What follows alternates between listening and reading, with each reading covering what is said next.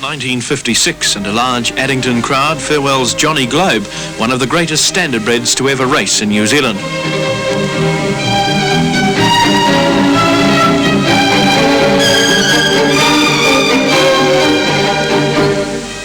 Johnny Globe, with 34 wins, including the 1954 New Zealand Cup, 15 free-for-alls, £42,000 in stakes, and 4 world record times.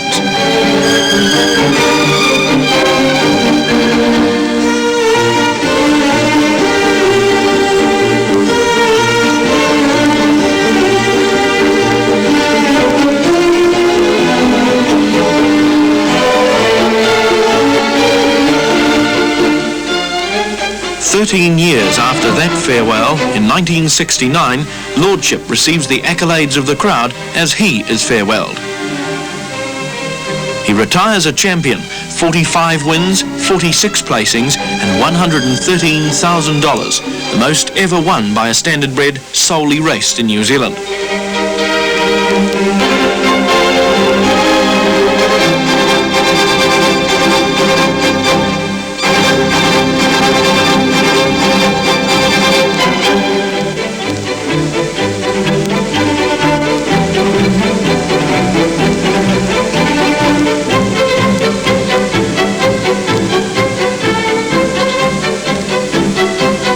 Johnny Globe died in 1973, and the memory of his achievements is still very much in the minds of the Nyan family.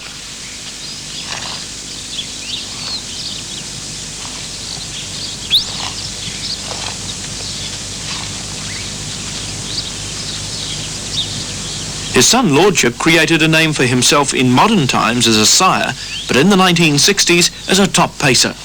He had everything going to make a great champion. He had the natural ability, the speed, stamina, manoeuvrability, and most of all, for him, I thought, the toughness and the will to win.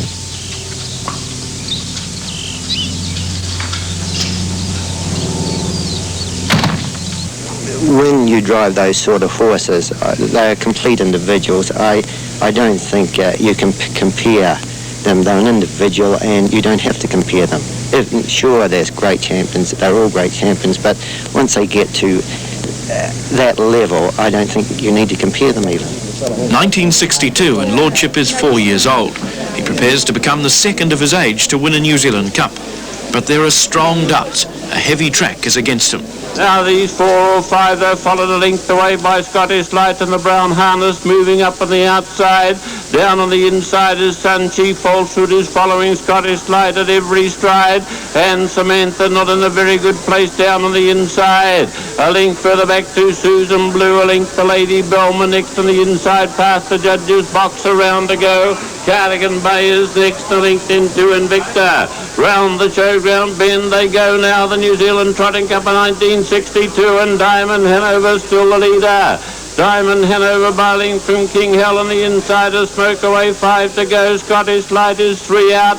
A length into Blueprints on the inside, round into the back they go. Lordship on the outside of Blueprints, Falsehood for the white gap is further out. Then Samantha Snowden on the inner, 4 furlongs left to go. Sun Chief on the outside of Samantha, then a length to Cardigan Bay on the outside of Susan Blue. Lady Belma on the inner, 12 or 13 lengths to Invicta. Count Grouse out of it, they've gone past the Ting, and Diamond Hanover still the leader.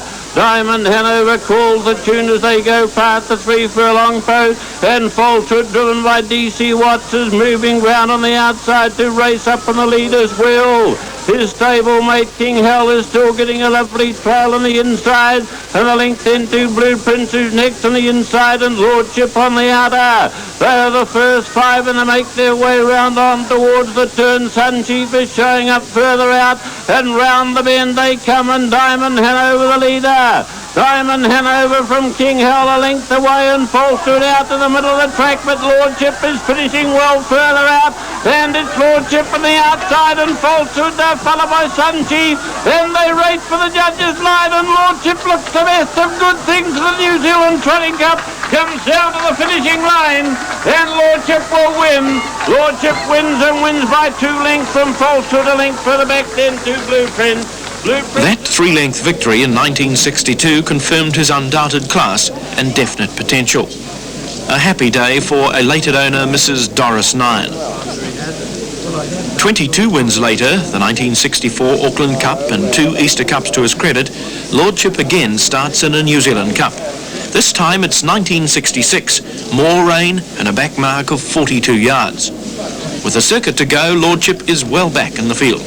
These two about 7 lengths from the leader, round the bend into the straight, 7.5 furlongs left to go, and Cuddledune, the light blue and gold, is the leader. On the inside from the North Islander, Oakhampton on the outer. These two are followed in by Lockyer with a white cap on the inside and Full Sovereign, the blue and gold on the outer. White Tacky Hanover still down in the bad ground on the inside. Now Disband with a white neckband moving round on the outside, and they part the judges' box with a round to go, and D.G. Jonesy takes Disband into the lead, and round the showground bend they go for the last time. It's Disband by a length and a half from Cuddledune on the inside. On the outside, Oakhampton followed by Lockyer on the inside, and then Lordship on the outside and Full Sovereign in between these two, and there's more pace on now. They've just gone past the 5. Dr. Barry 3 out on the outside of these, followed by Robin Dundee on the inside of White Tacky Hanover. Master Allen's 3 out, and Tobias on the outer. Down the back they go, and 4 furlongs left to go, and Disband with a white neckband is the leader. Here's Disband on the inside as they travel on down the back, and Lordship on the outside, and Lordship he strides into the lead with 3.5 to go, and it's Lordship followed by Disband on the inside and Dr. Bear on the outer. Oakhampton in the middle is 3/4 of a length away, and 3 furlongs left to go. They follow the length for the back by Cuddledune on the inner, and they make the far bend for the last time. Tobias, the North Islander, is moving right round on the outside, but Lordship is the leader, and as Lordship of the field comes round, and Tobias moves up to be on equal terms with 2 furlongs left to go. Lordship on the inside and Tobias on the outside. There are links here at the moment of Disband. Cuddledune is further out, Dr. Barry in the middle, and Master Allen away out of the outside, and round the turn they come, and Lordship working out toward the middle of the track.